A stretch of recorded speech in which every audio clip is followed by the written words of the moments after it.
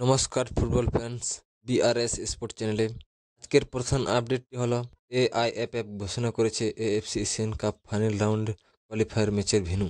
অক্টোবরে FIFA international উইন্ডোতে ভারতীয় জাতীয় ফুটবল দল মুখোমুখি হবে সিঙ্গাপুরের বিরুদ্ধে। প্রথম লেগের ম্যাচটি খেলবে সিঙ্গাপুরের ন্যাশনাল স্টেডিয়ামে আগামী 9 অক্টোবর। এরপর দ্বিতীয় লেগের খেলা হবে 14 অক্টোবর গোয়ার ফতেহদের স্টেডিয়ামে। এই দুই ম্যাচ ভারতীয় ফুটবলের জন্য অত্যন্ত গুরুত্বপূর্ণ, কারণ এশিয়া কাপে জায়গা করে নিতে গেলে অবশ্যই ভালো ফলাফল করতে হবে।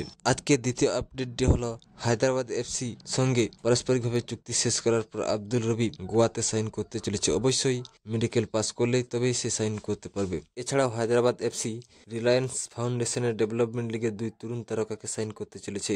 সানাতম্বা সিং ও এলেন সাজিব মেডিকেল হলে পেন পেপারে সাইন করবে।